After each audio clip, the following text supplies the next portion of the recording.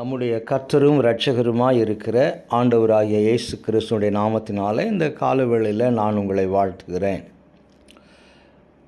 இன்றைய உலகம், அதில் இருக்கக்கூடிய மக்கள் எதன் மீது நம்பிக்கையை அதிகமாய் வைத்து வாழுகிறார்கள் என்று சொல்லி பார்க்கிற பொழுது, சிலர் விஞ்ஞான வளர்ச்சியின் மீது நம்பிக்கை வைக்கிறார்கள். சிலர் தங்களுக்கு இருக்கக்கூடிய செல்வாக்கின் மீது, பதவியின் மீது, வருமானத்தின் மீது நம்பிக்கை வைத்து வாழக்கூடியதை நாம் பார்க்கிறோம். மிக மிக குறைவான மக்களே தேவன் மீது, இந்த உலகத்தை படைத்த தேவன் மீது நம்பிக்கை வைத்து வாழுகிறார்கள். இந்த சொற்ப ஜனங்களின் மத்தியிலும் கூட பெரும்பாலானோர் தேவைகள் வருகிற பொழுது, நெருக்கடி வருகிற பொழுது, உலக பிரகாரமான காரியங்களுக்காக தேவனை அவ்வப்பொழுது தேடுகிறார்கள், நம்புகிறார்கள். அதன் விளைவாக இன்றைக்கு சமாதானமில்லாத ஒரு உலகத்தில் நாம் வாழ்ந்து கொண்டிருக்கிறோம். எந்த நேரத்தில் என்ன நடக்கும் என்ற ஒரு நிச்சயமற்ற ஒரு சூழ்நிலையில் இன்றைக்கு உலக மக்கள் வாழ்ந்து கொண்டிருக்கிறார்கள். கடந்த வாரத்தில் பெங்களூரு பட்டணத்தில் இருக்கக்கூடிய ஐடி கம்பெனியில் ஒரு பிரபலமான கம்பெனி நூற்றுக்கணக்கான பேரை ஒரே நாள் இரவில் வேலை விட்டு போகும்படியாக சொன்னார்கள் என்ற செய்தியை நாம் பார்த்திருப்போம், கேள்விப்பட்டிருப்போம். இப்பொழுது இவ்வளவு நாள் அந்த உலக பிரகாரமான அந்த கம்பெனியை நம்பி அவர்கள் அநேக விதமான வாழ்க்கை காரியங்களை அமைத்து கொண்டிருந்தார்கள். உதாரணத்திற்கு இஎம்ஐ வைத்து அவர்கள் வீடு வாங்கியிருப்பார்கள், வண்டி வாங்கியிருப்பார்கள், அல்லது ஏதாவது கடன் எடுத்து இந்த வேலையை நம்பி அவர்கள் வாங்கியிருப்பார்கள். இப்பொழுது இந்த வேலை போனபடியினால, திடீரென்று எதிர்பாராத விதத்தில் இந்த இழப்பு வந்தபடியினால என்ன செய்வதென்று சொல்லி தடுமாறக்கூடிய ஒரு சூழ்நிலையை நாம் இன்றைக்கு பார்க்கிறோம். எனக்கு அருமையான தேவனுடைய பிள்ளைங்களை, இத்தகைய உலகத்திலே நாம் வாழ்ந்து கொண்டிருக்கிற பொழுது தேவன் மீது நம்முடைய நம்பிக்கை எப்படி இருக்க வேண்டும் என்பதற்கு நல்ல ஒரு முன்மாதிரியை இன்றைக்கு வேத வசனத்தின் அடிப்படையில் இருந்து பார்க்க போகிறோம். இதற்கு ஆதாரமாக இந்த நாளின் செய்திக்காக தேவன் மேல் நம்பிக்கை என்ற தலைப்பில் நான் இந்த நாளின் செய்திக்காக 23வது சங்கீதத்தை தெரிந்து கொண்டிருக்கிறேன். இந்த 23வது சங்கீதம் என்ற உடனேயே இந்த சங்கீதத்தில் இருக்கக்கூடிய 6 வசனங்கள் பொதுவாக அநேகருக்கு மனப்பாடமாக தெரியும். கர்த்தர் என் மேய்ப்பராய் இருக்கிறார், நான் தாழ்ச்சடையேன் என்று சிறு பிள்ளைகள் கூட சில நேரங்களில் மடை திறந்த வெள்ளம் போல அப்படியே இந்த சங்கீதத்தை சொல்வார்கள். நான் கடந்த ஒரு 2-3 நாட்களாக இந்த சங்கீதத்தை நான் தொடர்ந்து வாசித்து கொண்டிருந்தேன். இந்த 6 வசனத்தை ஒவ்வொரு நாளும் கடந்த 3 நாட்களாக என்னுடைய காலை தியானத்தில் இந்த ஒரே சங்கீதத்தை தான் மீண்டும் மீண்டும் நான் வாசித்து கொண்டிருந்தேன். இந்த 3 நாள் வாசித்ததற்கு அப்புறமாக நான் கண்டு கொண்ட காரியங்கள், கர்த்தர் எனக்கு வெளிப்படுத்தின காரியங்களைத்தான் இந்த நாளில் நான் உங்களோடு பேச இருக்கிறேன். தேவன் மீது நமக்கு எத்தகைய நம்பிக்கை வேண்டும், எப்படியாப்பட்ட நம்பிக்கை நமக்கு நம்முடைய வேதாகமத்தின் தேவன் மீது இருக்க வேண்டும் என்பதற்கு சங்கீதக்காரனாகிய தாவீது நமக்கு ஒரு நல்ல ஒரு முன்மாதிரியை காண்பிக்கிறான். இதில் 3 காரியங்களை தனக்கு இருக்கக்கூடிய நம்பிக்கையின் அடிப்படையில் அவன் சொல்வதை நாம் பார்க்கிறோம். 3 உண்மைகளை, அவன் வாழ்க்கைக்கு தேவையான உண்மைகளை சொல்லுகிறான். முதலாவதாக 23வது சங்கீதம் 1வது வசனத்தை வாசிக்கிற பொழுது, நான் தாழ்ச்சடையேன், என் வாழ்க்கையில் நான் குறைவுகளை பார்க்க மாட்டேன். அது தாவீதினுடைய வாழ்க்கையில் இருக்கக்கூடிய ஒரு நம்பிக்கை. 2வதாய் பார்க்கிற பொழுது 4வது வசனத்தில் நான் பயப்பட மாட்டேன் என்று சொல்லக்கூடிய 2வது ஒரு உண்மையை பார்க்கிறோம்.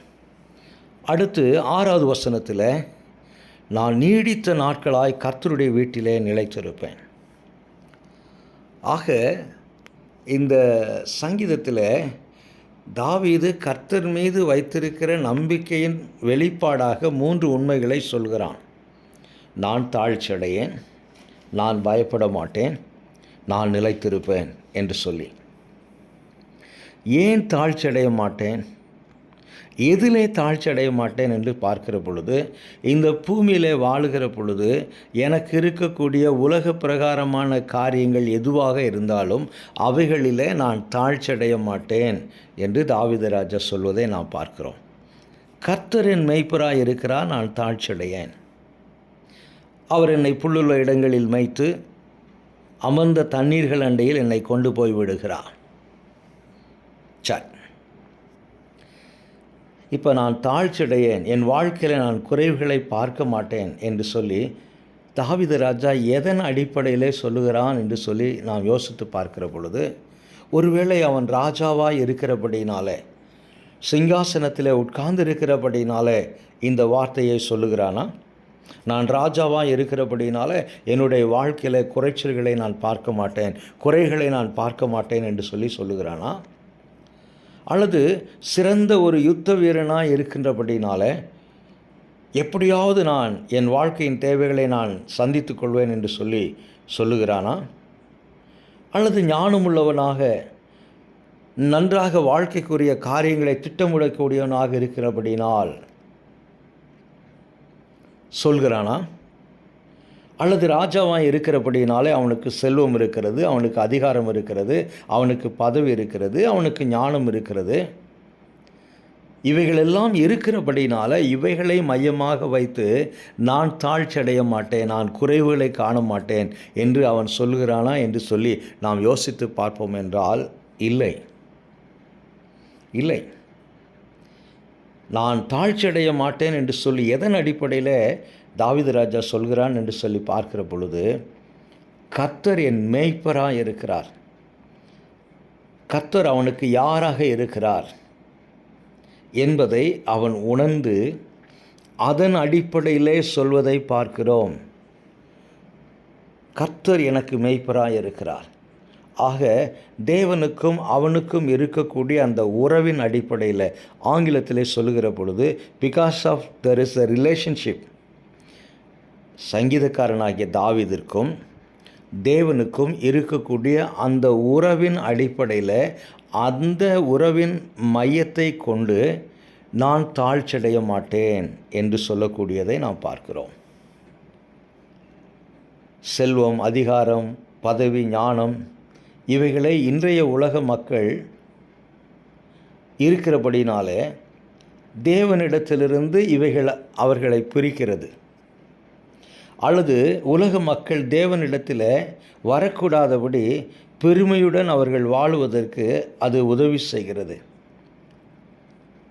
உலக மக்கள் இந்த உலகத்துக்குரிய ஸ்லாக்கியங்கள் அவர்களுக்கு இருக்கிறபடினால அவரின் மேன்மையை, கர்த்தருடைய மேன்மையை, அவர்களுக்கும் தேவனுக்கும் இருக்க வேண்டிய அந்த உறவின் அவசியத்தை, மகத்துவத்தை அவர்கள் கண்டுகொள்ளக்கூடாதபடி, அறியக்கூடாதபடி இவைகள் எல்லாம் தடையாக இருப்பதை பார்க்கிறோம்.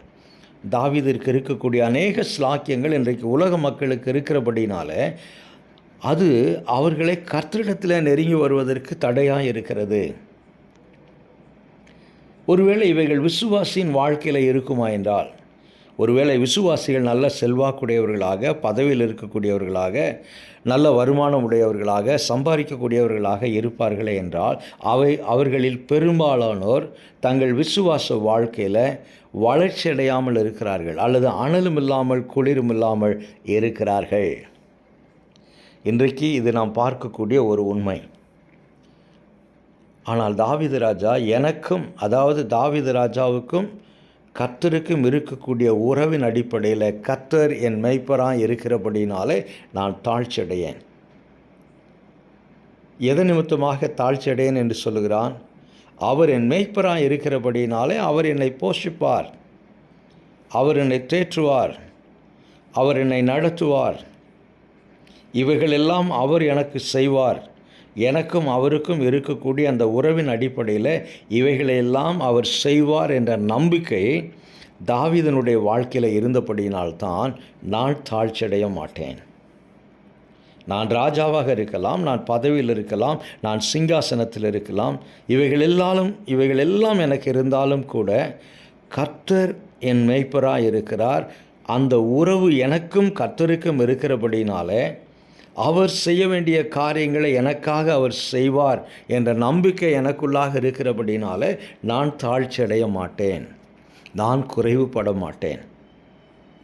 இது முதலாவது தாவீது தேவன் மேல் வைத்த நம்பிக்கையின் ஒரு வெளிப்பாடு. இரண்டாவதாய் பார்க்கிற பொழுது நான் பயப்பட மாட்டேன், நான் பயப்படேன் என்று சொல்லி 4வது வசனத்திலே சொல்கிறான். எதற்கு பயப்பட மாட்டேன், எப்பொழுது பயப்பட மாட்டேன் என்று சொல்லி தாவீது ராஜா சொல்லுகிறான் என்று சொன்னால், நான் முதலாவது குறிப்பிலே சொன்னதைப் போல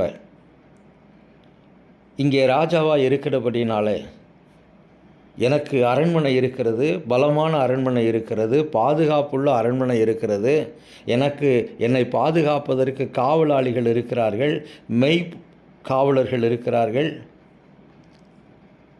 மற்றும் அநேக விதமான பாதுகாப்பு என்னை சுற்றி இருக்கிறபடினாலே நான் பயப்பட மாட்டேன் என்று தாவீது சொல்லுகிறாரா என்று சொல்லி யோசித்து பார்க்கிற பொழுது அப்படி இல்லை. படைபலம் இருக்கிறபடினாலே, அரண்மனையில் இருக்கிறபடினாலே, பாதுகாவலர்கள் இருக்கிறபடினாலே அப்படி தாவீது ராஜா சொல்லவில்லை. நான் தேவனை நம்புகிறவனாய் இருக்கிறபடியால் எனக்கு ஆபத்து வராது, எனக்கு தீமை வராது, எனக்கு எதிராளிகள் வரமாட்டார்கள் என்றும் தாவீது ராஜா சொல்லவில்லை.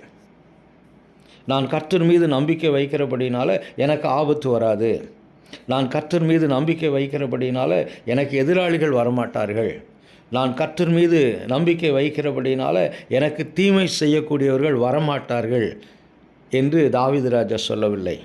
நான் கர்த்தர் மீது நம்பிக்கை உள்ளவனாக இருந்தாலும் கூட எனக்கு சத்துருக்கள் வருவார்கள், எனக்கு எதிராளிகள் வருவார்கள், எனக்கு ஆபத்து வரும், எனக்கு பிரச்சனை வரும். இந்த பூமியில் நான் வாழுகிற பொழுது, மாம்சத்தில் நான் வாழுகிற பொழுது, இந்த பூமிக்குரிய வாழ்க்கையில் இவைகள் எல்லாம் எனக்கு வருவதற்கான வாய்ப்புகள் இருக்கிறது. ஆனாலும் நான் பயப்பட மாட்டேன். நீங்கள் 4வது வசனத்தை வாசித்து பாருங்கள். நான் மரண இருளின் பள்ளத்தாக்கில் நடந்தாலும் அப்படி என்று சொன்னால் தாவீதுனுடைய மனதிலே தெளிவான ஒரு ஞானம் இருக்கிறது, தெளிவான ஒரு வெளிப்பாடு, ஒரு அறிவு இருக்கிறது. நான் கர்த்தரை நம்புகிறேனா, நான் கர்த்தரை நம்புகிறேன். கர்த்தருக்கும் எனக்கும் ஒரு உறவு இருக்கிறதா, உறவு இருக்கிறது. அவர் என் மேய்ப்பராக இருக்கிறாரா, இருக்கிறார். நான் அவருடைய மேய்ச்சலின் கீழுள்ள ஆடாக இருக்கிறேனா, இருக்கிறேன். ஆனாலும் கூட எனக்கு ஆபத்து வருவதற்கான வாய்ப்புகள் உண்டு. நான் மரண இருளின் பள்ளத்தாக்கில் நடந்து போவதற்கான வாய்ப்புகள் உண்டு. எனக்கு பொல்லாப்பு வருவதற்கான வாய்ப்புகள் உண்டு. எனக்கு சத்துருக்கள் வருவதற்கான வாய்ப்புகள் உண்டு. அப்படி வாய்ப்புகள் இருக்கிறபடினாலே ஒருவேளை அப்படி இந்த பொல்லாப்பு, ஆபத்து, சத்துரு இவைகளினால் நான் போராட்டத்தை சந்தித்தாலும் கூட நான் பயப்பட மாட்டேன் என்று தாவீது ராஜா ஏன் சொல்லுகிறார் என்று பார்க்கிற பொழுது தாவீது சொல்லக்கூடிய காரியம், தேவரீர் என்னோடு கூட இருக்கிறீர். ஸோ முதலாவதாக கர்த்தருடைய போஷிப்பை குறித்து பார்க்கிறோம். அவர் மேய்ப்பனாக இருக்கிறபடினாலே தாவீதை எப்படி அவர் பொறுப்படுத்திக் கொள்வார் என்பதை நாம் பார்க்கிறோம். இரண்டாவதாக நான் பயப்படேன் என்று சொல்லி தாவீது ராஜா சொல்லுகிற பொழுது, கர்த்தர் என்னோடு கூட இருக்கிறபடினாலே நான் பயப்பட மாட்டேன், நான் அரண்மனையில் இருக்கிறபடினாலே நான் பயப்பட மாட்டேன் என்று சொல்லவில்லை. இன்றைக்கு அநேகர் தங்கள் வீடு நல்ல பாதுகாப்போடு இருக்குமே என்றால் நாங்கள் பயப்பட மாட்டோம் என்று சொல்லுகிறார்கள்.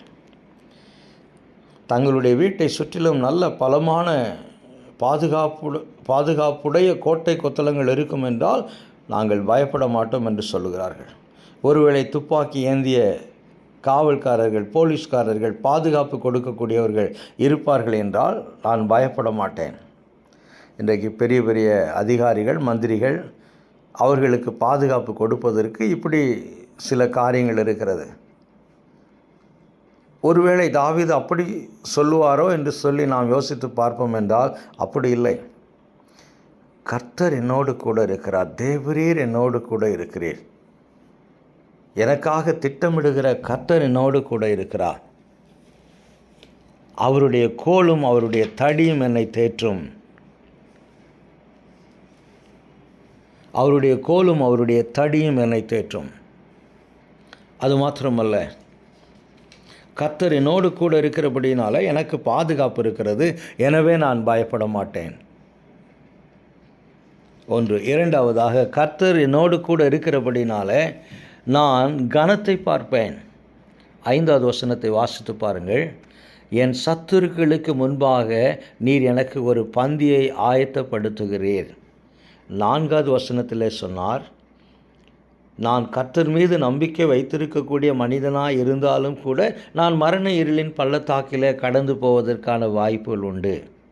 நீர் என்னோடு கூட இருக்கிறபடினாலே நான் பயப்பட மாட்டேன். நான் உன் மீது நம்பிக்கை வைத்திருக்கிறேன், ஆகினால எனக்கு சத்துருக்கள் வரமாட்டார்கள் என்று சொல்லி நான் சொல்லவில்லை. எனக்கு சத்துருக்கள் வருகிற பொழுது என் சத்துருக்களுக்கு முன்பாக நீர் எனக்கு ஒரு பந்தியை ஆயத்தப்படுத்துகிறேன். ஆக கர்த்தருடைய பிரசன்னம் தனக்கு பாதுகாப்பு கொடுக்கிறபடினாலே நான் பயப்பட மாட்டேன் என்று தாவீது ராஜா சொல்கிறார். இரண்டாவதாய் பார்க்கிற பொழுது, கர்த்தருடைய பிரசன்னம் தேவரீர் என்னோடு கூட இருக்கிறீர் என்று சொல்லுகிறபடினால, கர்த்தருடைய பிரசன்னம் தாவீதோடு இருக்கிறபடினால நான் கனத்தை பார்ப்பேன். உலக ஜனங்களுக்கு முன்பாக, எனக்கு எதிராளியாக, எனக்கு சத்துருக்களாக, எனக்கு தீமை செய்யக்கூடிய ஜனங்களுக்கு முன்பாக கர்த்தர் எனக்கு கனத்தை கொடுப்பார். அவர்கள் கண்களுக்கு முன்பாக கர்த்தர் என்னை உயர்த்துவார். அடுத்து பார்க்கிற பொழுது, என் பாத்திரம் நிரம்பி வழிகிறது.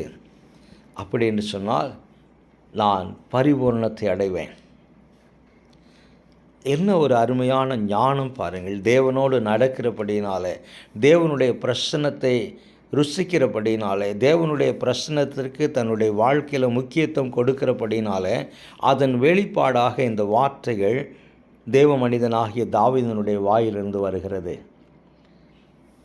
கர்த்தர் என் மேய்ப்பராக இருக்கிறபடினாலே நான் தாராளமாக இருப்பேன், நான் வசதியாக இருப்பேன், நான் செல்வாக்குள்ளவனாக இருப்பேன், பணக்காரனாக இருப்பேன் அப்படி என்று சொல்லவில்லை.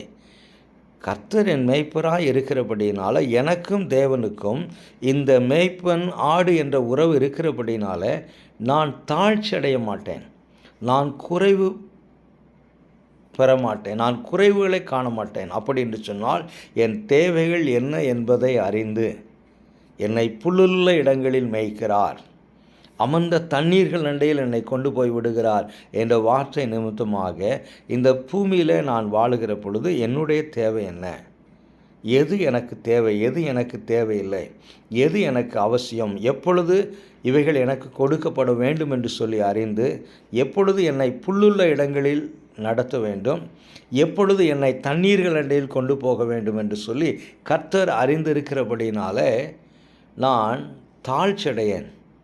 தாராளமயமாக நான் வாழ விரும்பவில்லை, தாழ்ச்சடையாமல் ஒரு வாழ்க்கையை நான் பார்க்க விரும்புகிறேன் என்று சொல்லி தாவீது சொன்னதை நாம் பார்க்கிறோம். இரண்டாவதாக, நான் பயப்பட மாட்டேன். ஏனென்று சொன்னால் கர்த்தருடைய பிரசன்னம் என்னோடு கூட இருக்கிறது. அவர் என்னோடு கூட இருக்கிறபடினால எனக்கு சத்துருக்கள் வந்தாலும், எனக்கு மரண இருளின் பள்ளத்தாக்கிலே நடந்து போகக்கூடிய அனுபவங்கள் வந்தாலும் கூட அவர் என்னை பொறுப்படுத்திக் கொள்வார். நான் கனத்தை பெறுவேன், நான் பரிபூரணத்தை அடைவேன். போதும் என்ற ஒரு மனநிலையை, ஒரு ஒரு மகிழ்ச்சியான ஒரு சூழ்நிலையை நான் என்னுடைய வாழ்க்கையில் பார்ப்பேன். இது இரண்டாவதாக தாவீது சொல்ல விரும்புகிற காரியம். கர்த்தர் மேல் தாவீது வைத்திருக்கிற நம்பிக்கையினுடைய அந்த வெளிப்பாடு 3 காரியங்கள். நான் தாழ்ச்சடையேன், நான் பயப்படேன். மூன்றாவதாய் பார்க்கிற பொழுது, நான் நீடித்த நாட்களாய் கர்த்தருடைய வீட்டிலே நிலைத்திருப்பேன். கர்த்தருடைய வீட்டிலே நான் நீடித்த நாட்களாய் நிலைத்திருப்பேன் என்று சொல்வதை நாம் பார்க்கிறோம். இந்த வார்த்தை ஒருவேளை பூமிக்குரிய ஒரு வீடா, பூமிக்குரிய ஒரு வசதியான ஒரு அரண்மனை போன்ற ஒரு வீட்டை குறித்து தாவீது சொல்லுகிறாரா என்று யோசித்து பார்க்கிற பொழுது நிச்சயமாக அது இல்லை. சற்று நேரத்துக்கு முன்பதாக ஒரு தெருவில் நடந்து போய் கொண்டு வந்தேன். அந்த தெருவின் 2 புறத்திலும் அழகழகான நேர்த்தியான மங்களாக்கள் வீடுகள் இருக்கிறது. அவைகளை இன்றைக்கு இருக்கக்கூடிய சூழ்நிலையில் ஒரு சராசரி மனிதன் கட்ட முடியாது. கோடிக்கணக்கான பணம் வேண்டும்.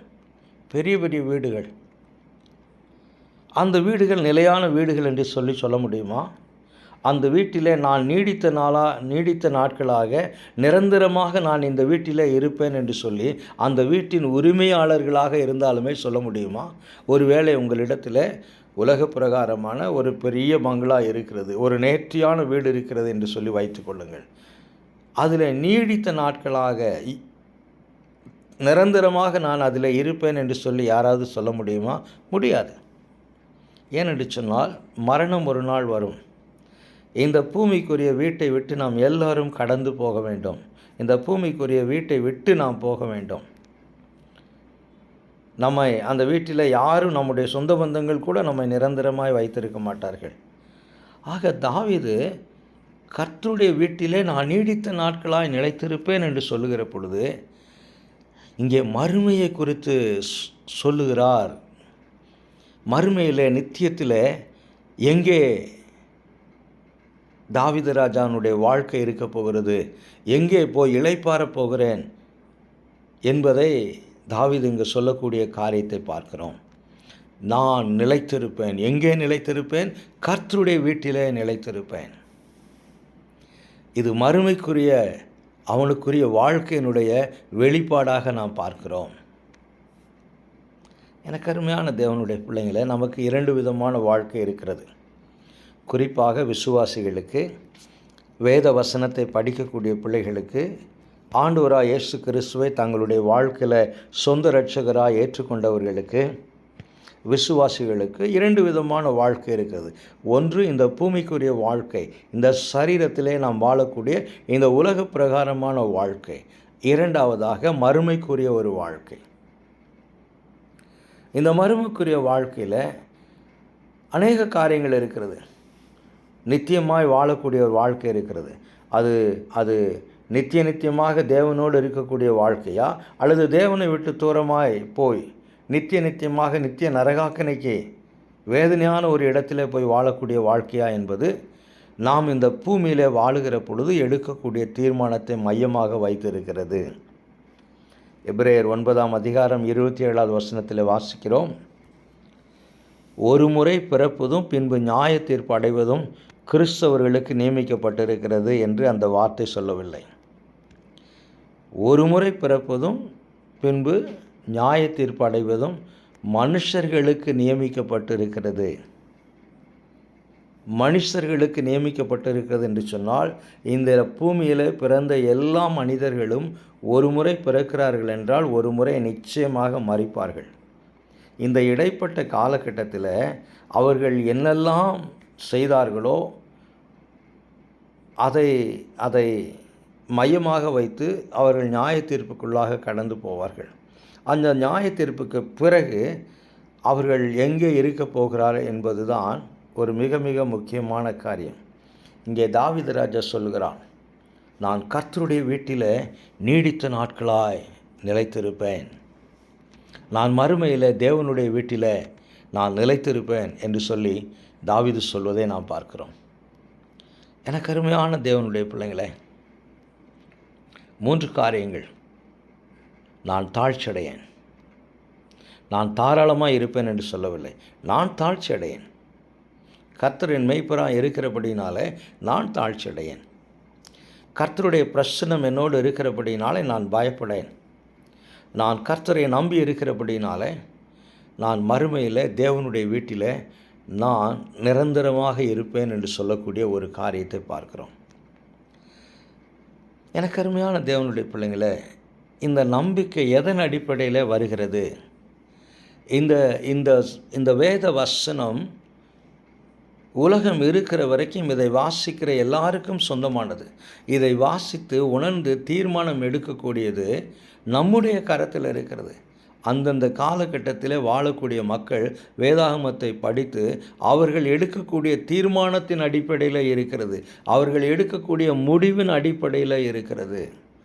இதை வாசித்தோம், இதில் தேவ மனிதனாகிய தாவீதனுடைய நம்பிக்கை குறித்து பார்த்தோம். சரி, இந்த வார்த்தை இது நமக்கு என்ன சொல்லுகிறது, இந்த வசனம் நமக்கு என்ன சொல்லுகிறது என்று சொல்லி பார்க்கிற பொழுது இதில் ஒரு 4 காரியங்களை பார்க்கிறோம்.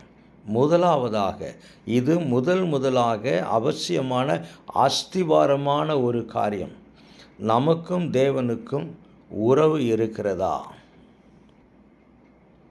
கர்த்தர் என் மேய்ப்பராய் இருக்கிறார். அது உறவை வெளிப்படுத்துகிறது.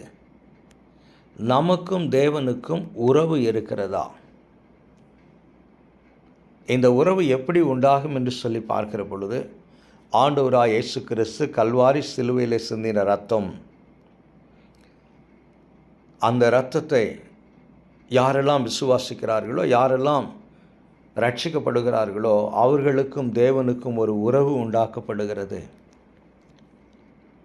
அந்த உறவு நமக்கு இருக்கும் என்றால் நாமும் சங்கீதக்காரன் தாவீதைப் போல கர்த்தர் என் மேய்ப்பராய் இருக்கிறார், அவர் என்னை மேய்ப்பார், புல்லுள்ள இடங்களிலே மேய்ப்பார், அமர்ந்த தண்ணீர்கள் அண்டையில் என்னை கொண்டு போய் விடுவார், என் ஆத்துமாவை தேற்றுவார், தம்முடைய நீதி நிமித்தம் என்னை சமாதானத்தின் பாதையில் நடத்துவார், என் தேவைகளை எல்லாவற்றையும் சந்திப்பார் என்ற அந்த நம்பிக்கை நமக்குள்ளாக கடந்து வரும்.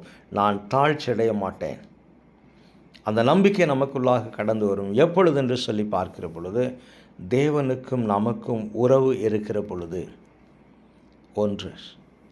இரண்டாவதாக, நாம் அவருடைய நடத்துதலின் கீழே இருக்க விரும்புகிறோமா? கர்த்தர் என் மேய்ப்பராய் இருக்கிறார், நான் தாழ்ச்சியடையேன். எப்பொழுது தாழ்ச்சியடைய மாட்டேன்? கர்த்தர் என் மேய்ப்பராய் இருந்து என்னை நடத்த விரும்புகிறார், அவருக்கு நான் கீழ்ப்படிய வேண்டும். அவருடைய சத்தத்துக்கு, ஒரு மேய்ப்பனுடைய சத்தத்திற்கு ஆடு செவி கொடுக்காது இருக்கிற பொழுது அது குறைச்சலை மாத்திரமல்ல, ஆபத்தை சந்திக்கும். ஆக இரண்டாவது இந்த சங்கீதம் நமக்கு சொல்ல விரும்புகிற காரியம் என்னவென்றால், நாம் அவருடைய நடத்துதலின் கீழே இருக்க விரும்புகிறோமா? அப்பொழுது நமக்கு இந்த பாதுகாப்பை நம்ம உறுதிப்படுத்தலாம். மூன்றாவதாய் பார்க்கிற பொழுது, நாம் இந்த பூமியில் வாழும் பொழுது நம்முடைய எல்லா தேவைகளையும் தேவன் சந்திப்பார் என்ற நம்பிக்கை இருக்கிறதா? தாவீது ராஜாவுக்கு இருந்தது. எனக்கு எவ்வளவோ பிரச்சனைகள் இருக்குது, எனக்கு எவ்வளவோ தேவைகள் இருக்கிறது, ஆனால் கர்த்தர் என் மேய்ப்பராக இருக்கிறபடினால எல்லாவற்றையும் அவர் சந்திப்பார் என்ற நம்பிக்கை தாவீது ராஜாவுக்கு இருந்தது. ஸோ அந்த நம்பிக்கை நமக்கு இருக்கிறதா? நான்காவதாய் பார்க்கிற பொழுது, இந்த உன்னதமான, அதாவது நான் மறுமையில் தேவனுடைய வீட்டில் என்னுடைய நித்தியத்தை செலவு செய்வேன் என்ற நிச்சயத்தோடு நம்ம இருக்கிறோமா? உலகத்தில் எவ்வளவு பெரிய ஸ்லாக்கியங்கள் நமக்கு இருந்தாலும் அதன் மீது கவனம் செலுத்தி இதை நாம் மறந்து போவோம் என்றால் நாம் பரிதவிக்கப்படத்தக்கவர்களாக இருப்போம். அதைத்தான் பவுலடிகளார் சொன்னார்.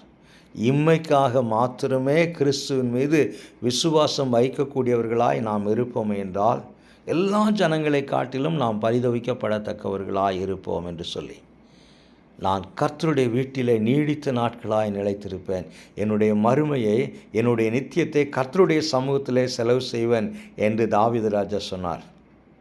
எனக்கு அருமையான தேவனுடைய பிள்ளைங்களே, இதை கேட்கிற நாம் நம்முடைய மறுமையை நிச்சயமாக தேவனுடைய வீட்டிலே, தேவனுடைய சமூகத்தில் செலவு செய்வோம் என்ற நம்பிக்கை, என்ற நிச்சயம் நமக்குள்ளாக இருக்கிறதா? இவைகளை நாம் யோசித்து பார்க்க வேண்டும். நமக்கும் தேவனுக்கும் முதலாவது உறவு இருக்கும் என்றால், அந்த உறவின் அடிப்படையில் தாவீது சொன்னதைப் போல நான் தாழ்ச்சடையேன் என்று சொல்லி நாமும் சொல்லலாம், நான் பயப்படேன் என்று சொல்லி நாமும் சொல்லலாம், நீங்களும் சொல்லலாம், நானும் சொல்லலாம். நிச்சயமாக நான் என்னுடைய மறுமையை தேவனுடைய வீட்டிலே செலவு செய்வேன், நான் நீடித்த நாட்களாய் கர்த்தருடைய வீட்டிலே நான் நிலைத்திருப்பேன் என்று சொல்லி நீங்களும் நானும் தைரியமாக சொல்லலாம். இந்த நம்பிக்கை எப்பொழுது வரும்? நமக்கும் தேவனுக்கும் உறவு இருக்கும் என்றால். எனக்கு அருமையான தேவனுடைய பிள்ளைங்களை, இந்த காரியங்களை நாம் யோசித்து பார்க்க வேண்டும்.